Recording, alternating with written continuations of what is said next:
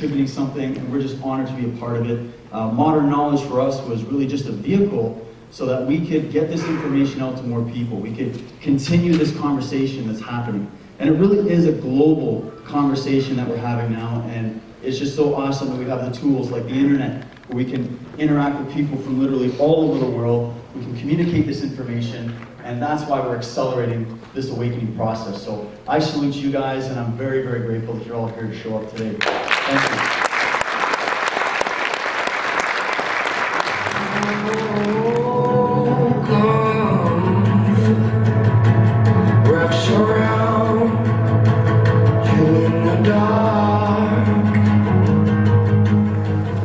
The US government doesn't disclose the truth about UFO. Do you have a plan B? Do you have other options? Plan B? Yes. Plan B. Plan B. I'm going to jump in front of you. I think that I'm going to talk today about 3 possible disclosure scenarios. First of all, I don't think that if there's a planned disclosure about the United States government, I'll just jump ahead. I don't think that they would ever voluntarily do it until they complete what I feel is a global totalitarian takeover of the entire global awareness. So when they have a complete virtual dictatorship over your mind, a 24/7 control system, then and only then would they feel comfortable in disclosing this reality since it doesn't have control. And they're not there yet, so they won't voluntarily do it. That's my take on it. That it's possible that there would be a citizen-led initiative that would force this issue out. That's what people like Stephen are trying to do, and many of us are trying to do in various ways. And if that can be forced, that'll be different. There's also an accidental type of disclosure that could happen due to political crises. I'll talk about that a little later. But I mean, Plan B. I think Plan A, getting an official disclosure, is a great idea because. Not that I think it'll be truthful, I think it'll be spin lines, but I think it's important for people to get control back of the institutions that are supposed to represent us. Of course, that's my opinion. Well, I'll put it this way. The announcement of the extraterrestrial presence is inevitable. It's a certainty. The only question is when. And so, right now, there's a plan underway that's very well formed that you'll be hearing about in a bit. And if that plan doesn't work, we have a few more ideas and we'll come at it again with Plan B. And then if that doesn't work, we'll come at it again with Plan C. And we will keep coming until they disclose the extraterrestrial presence. So there is no other option to that. All right? The Catholic Church managed to hold on to the ideology of the Copernican revolution for 200 years, but they eventually acknowledged it. This is not one of those things where you have an option of like, well, we just won't tell the truth forever, or we will. No, they will tell the truth, and if things go the way I think they are, they're going to tell it this year. Yeah. And Steve raised the point of the Vatican. And the new Pope Francis, and with what they've been involved with over the past, actually 3 or 4 years, maybe even longer, there's always the element that there's a rogue element out there that might, in some way, spill the beans in one way or another. And the Catholic Church is on its way to doing something like that. What form it's going to take, whether they're being told to be quiet, and you can't tell the Vatican to be quiet. You just don't do that. The SID, Servizio di Vaticano, is an institution more powerful, 10 times more powerful and older than the CIA. And it could very well be that they might be, in fact, in control of releasing this information. And right now, Pope Francis is top of threats. This man is under the gun in many, many different ways from the Curia, because they know, as a Jesuit, what he may know about this, actually coming from Argentina, what he does. We're convinced that he does, in fact, know about this issue. What he's going to do with it, how he's going to handle it, and whether they're going to call it some form of disclosure in the language of the church. We just have to look at see the same. And it's going to happen eventually in some shape or form. It has to happen. We just cannot continue to pretend that there's just nothing going on. It's not an option at all. And I see the church as playing a major role in this eventually at some point. Thank you again for coming. Just watching that video there, being here in Montreal. My family's actually originally from Montreal, so it's a pleasure always to come back here. We live in an amazing country, and we have an amazing group of people here. Every time we do these events, I meet what I call change makers, and all of you are change makers by being here today and passing this information forward to the people that you speak to. I'm very honored to be in your presence. I think you're all brave, and I think you're all light workers and change makers in your own way. So I just wanted to say thank you for that. And included not only that part of the world, but also all of North America and Australia and New Zealand and much of Southeast Asia. And I guess the discouraging thing is they've been working on it ever since, without ceasing. When the war ended, how many of you are familiar with Operation Paperclip?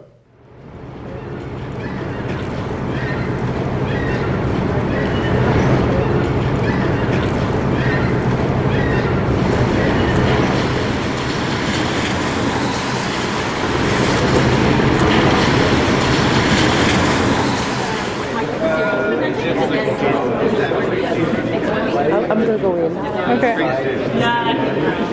Something about him, so something about him makes me happy.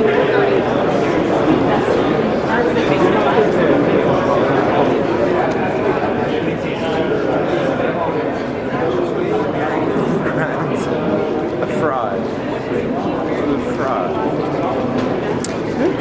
Public display of affection.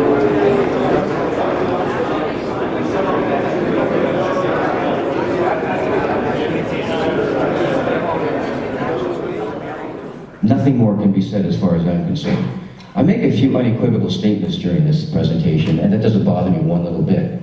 As an educator and teacher, you have to be capable and willing to make unequivocal statements about what you consider as important. And that, to me, is very, very important metaphor for what happens on a daily basis with our kids, with our teenagers, if we can get them to look up from their phones every once in a while. This is what goes on every single day. So we need to understand, we really need to understand the tactics being used, because if you don't understand the tactics that are being used against you, you really don't have a sense of what's going on. It just goes, and you're affected by it, and you don't even know it. It's like getting a quick inoculation. That's why when David said that, you know, that I believe that people should not be let loose in society unless they've been properly inoculated first. And the schools will do that. They'll inoculate everyone to make sure that their perception of reality is what they think it should be. I refer to the glass ceiling. Most of the information that we get from the media rises up, okay, and meets the glass ceiling, and usually pierces the glass ceiling, or it even originates above the glass ceiling. But information about the kinds of things that we are talking about, that Paul talked about this morning, and that I'm talking to you about today, and that Richard's going to talk to you about later on, and Steve will, never get through this glass ceiling. The media ensures that it doesn't pierce that glass ceiling. So we have to understand why and how the media does it. And they've got some pretty interesting tactics that they have up their sleeve to occupy the mind, and they've done a great job at it. So this is what the messy media world that we live in looks like. That's it right there. And don't kid yourself. This is what's going on. This is not a cute little graphic that I put up there. This is what's going on every single day, in one form or another. And it's very instructive. It really is. This is real stuff. This is not something I'm making up. I wish I was making it up, but I'm not. My point's made. Anyway, the idea behind that is the media ensures a steady, revolving carousel of information. Newspaper stories on the front page about a school massacre one day is used to wrap fish the next day. News the next day is about the royal wedding, or teacher protest in Wisconsin, or Jennifer Aston's waistline. I was tactful in what I wanted to put in there. And it's basically a form of orchestrated obfuscation. Once again, occupy the mind and get the information out about disclosure. Who was going to pick up the information? You know, I can't shout loud enough to get it out. We depend on good people in the media to perhaps step up and say the truth. Speak. It's not called inchoate matter. I don't know if you're familiar. I mentioned earlier. It's a theory that energy and matter exist simultaneously, and they flip back and forth. Just that understanding alone. But what creates the process where matter flips into energy, just like that, back again into matter? And that's going on right now. Oh, it just happened again. It's that understanding that once we take that into our mindset, into our consciousness, and process it, it changes the human brain. That's one thing. Movement at or beyond the speed of light. I mean, what's that going to do? Once we find out that whatever these craft are, that they may have the capacity to move at or beyond the speed of light. Something that will challenge every single notion of physics that we've ever entertained since God wore diapers. So that alone is another step. It's that whole idea of telepathy, mental telepathy, exchanging of thoughts. I mean, all of the abductees, any abductee or experiencer that I've ever talked to, or that we read about, how do they describe the communications, the thought process? Now, if that kind of mental capacity were on the threshold of understanding, that's a major step in our evolution. Now, how fast do we get there, or what kind of help are we going to get to actually move towards that? I have no idea. We protect ourselves from this interference that's taking place? Well, yeah, by doing what we're doing right now and pushing that snowball up the hill, pushing that rock up the hill to get it to the pinnacle somehow, to make sure that everybody understands. I'm convinced that eventually, when this act of disclosure really does happen, everybody's going to find out about it all at once. It's going to be an instantaneous revelation by everyone. And it won't be through the media either. That's just my opinion. You know, how that's going to happen, I have no idea. But that's the kind of stuff that we're involved in. I mean, the changing of our DNA. I'm convinced that our DNA will be changed by all this whole process over years of time. I mean, the evolution is not going to happen overnight, but it's going to happen. And as soon as you expand your consciousness to understand that we could be in communication with beings that are thousands, hundreds of thousands of years, maybe even millions of years more advanced than we are, man, that's going to change us in ways that we will never be able to understand or anticipate. You have an advice about threats that he could be he's receiving. How to deal with threats. How do you deal with that?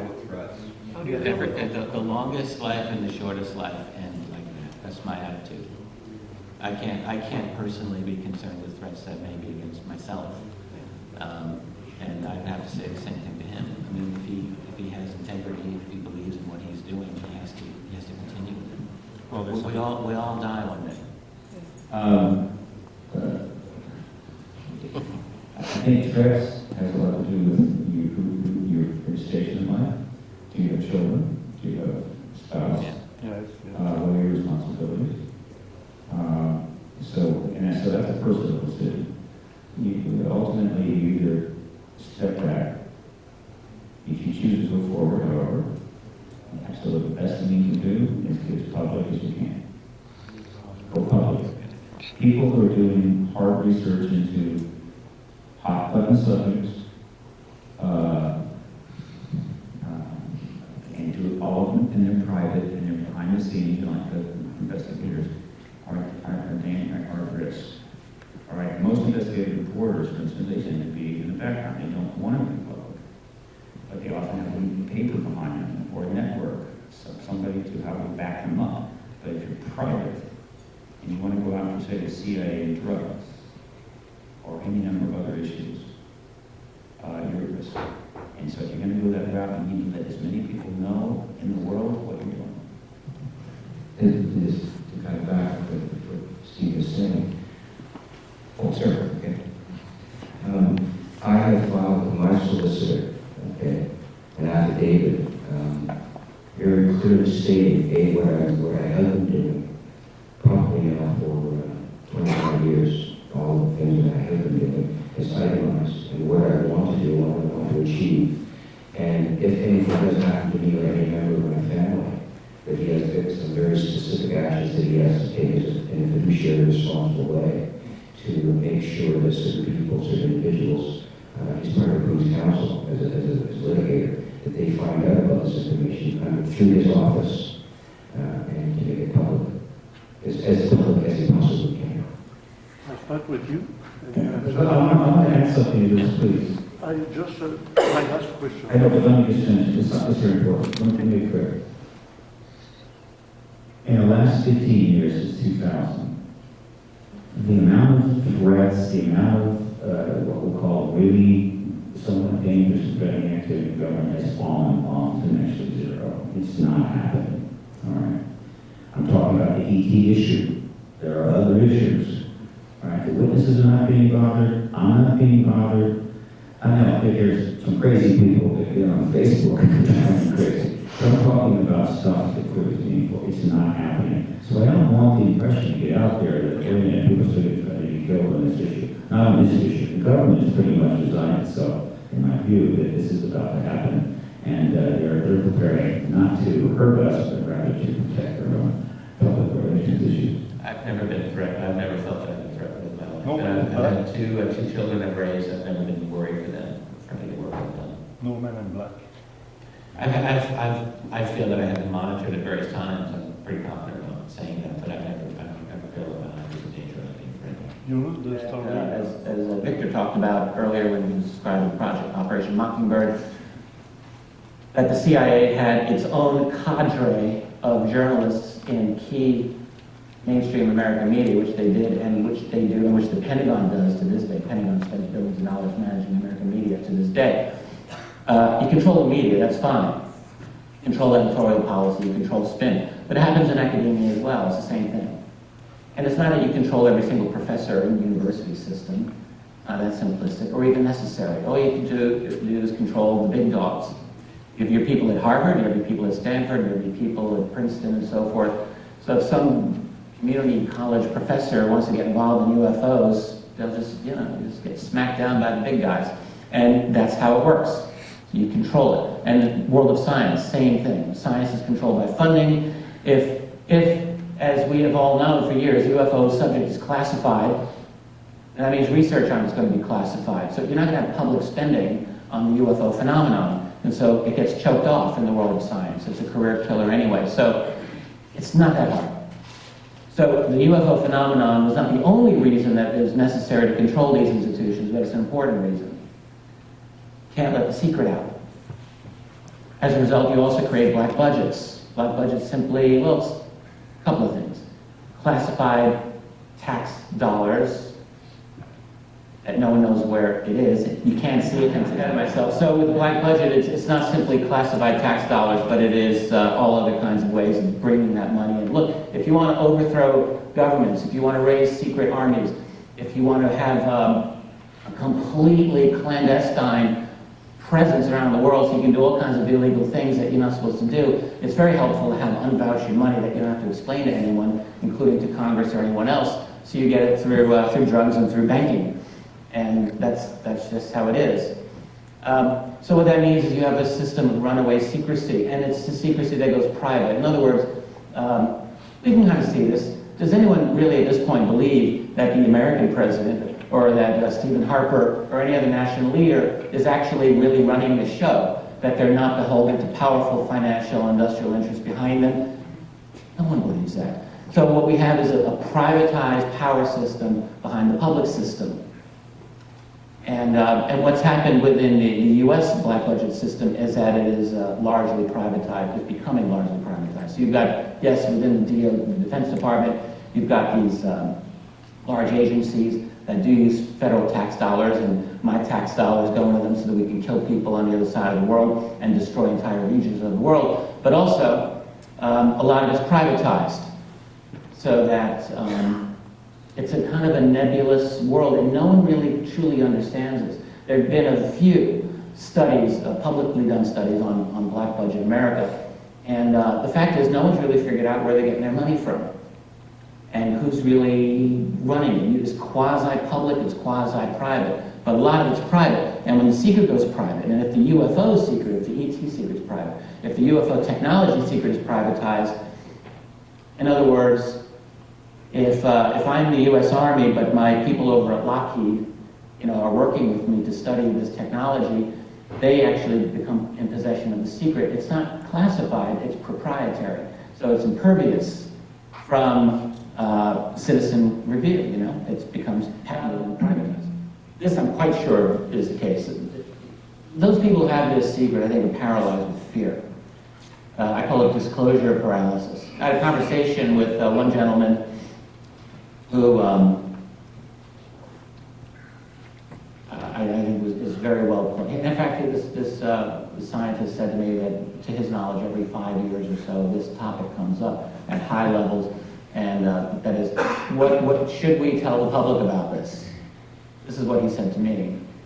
And he, at one point, was in a subcommittee that was looking at legal implications of disclosure, which was interesting because he's not a lawyer, he's a scientist, but he was on a legal subcommittee, and he said that their conclusion was there's like no way that we can do this. The lawsuits alone would be out of control. If this topic comes out, I mean, not simply class action lawsuits by people who would be angry at the government over secrecy, that would happen, but military contractors, some who are in the secret and others who are out of the secret. Those who are out of the secret could sue for unfair business practices. I mean, it would not be a difficult stretch to see. Of course, they didn't tell us about it. They didn't tell the American people they were doing this. But they don't tell us anything, by the way, of importance. I mean, you understand that. If they told us that there was, in fact, a need for that, they would have to explain what the need was, and that means the risk of a nuclear event in Washington, and of course that meant all the property values would go down, since all these people own property in the area. That's no good. Right? So it's just no reason to concern the public. Just don't upset them. Right? We don't want to tell them anything that will upset them, particularly if it serves our purpose to not tell them anything that upsets them. Now, here is what happens if a nuclear event goes off in Washington, D.C. Before I go there, let me answer the obvious question. Why are there people out there that would want to blow up our country's capital? What have we done?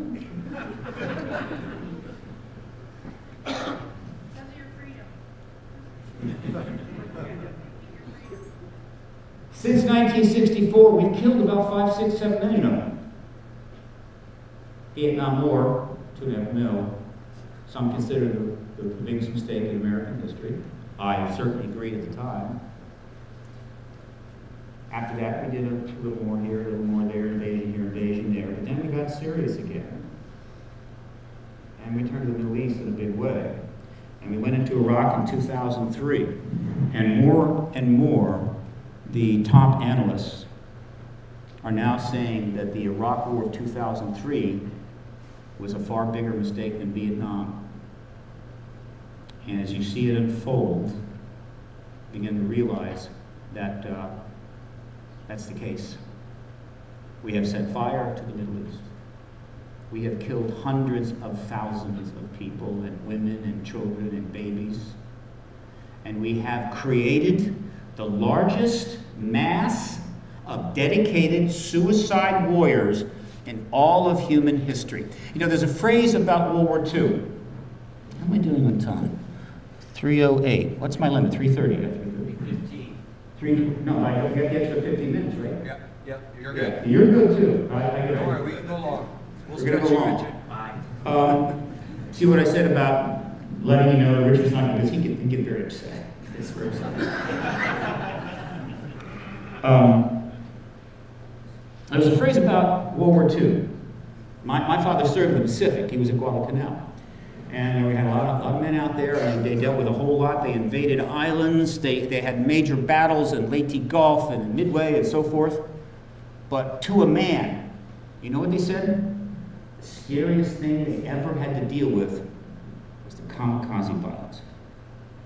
The kamikaze, the divine wind.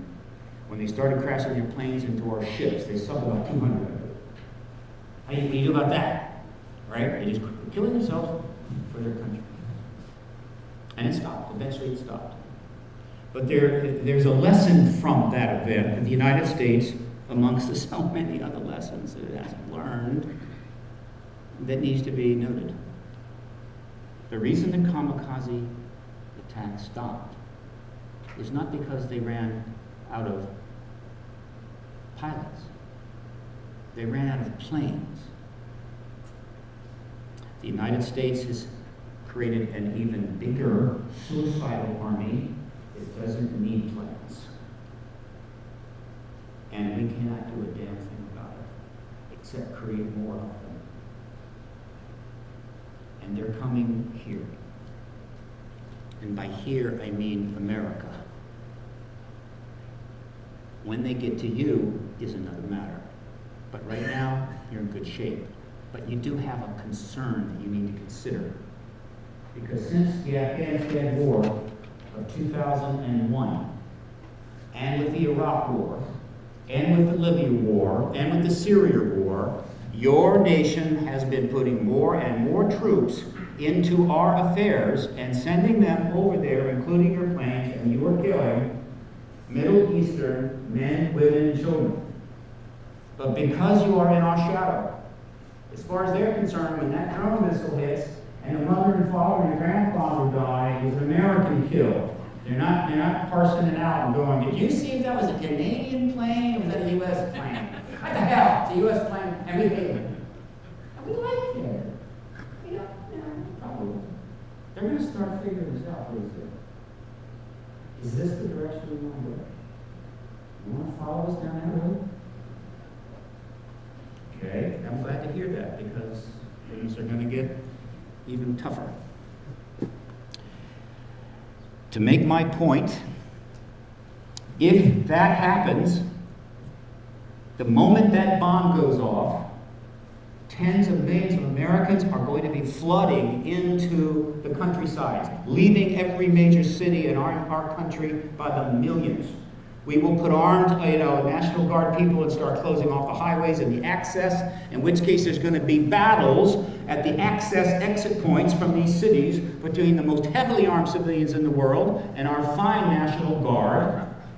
But tens of millions will have already flooded into the area. I mean, would you? You know, Washington was nuked, and you're sitting there in New York going, well, it's probably only one off. Let's look at sushi.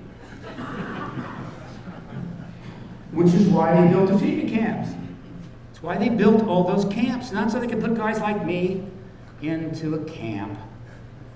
So they had a place to put those people that will go home. And that's why they built the coffins. That's why you find these vast stories of the coffin thing. Because a lot of people are going to die out there. A lot of people are going to die in the cities. And at a rate far faster than they can possibly hold the burial ceremonies and give them a proper, departure. And so they built the coffin. Does the government talk about that? No. You got to watch Jesse Ventura show to watch that. Because if they told you about why they had the camps, they'd have to tell you that Washington could get blown up. And that, of course, would drop the real estate values. And that's not good for people that own houses in McLean, Virginia, and Bethesda. And I'll tell you something else. If that happens, and I assure you it can happen tomorrow, you need to be prepared to take care of 20, 30, 40 million Americans who are going to come to visit your fine nation because things are a little rough at home. They'll use every friend they got, they'll make every call they can make, and a lot of them just get the Winnebagos and head up here. And they're not going to want to go back. And so you're going to have to take care of those 40 million or whatever Americans. And if you're ready for that, no problem. I think you'll actually give it a shot. You are Canadians after all. But the point I'm making here is if you think that southern border is now your safety net, no. And I'm not even going to get to the fact that we're $150 trillion in exposed, counting our government debt, long-term debt, medical issues, and derivative debt through Wall Street. We're completely bankrupt. The country is completely bankrupt. Right? Paul Hellyer knows it, Richard Dolan knows it. We're floating on a sea of printed money and our nuclear weapons. If anything fractures that illusion, now we're bankrupt, Washington's radioactive, and you're sitting up here with more land and more fresh water than any country in the world, and we're still under the impression that you like us. So should you care about what's going on down there? I leave that to you.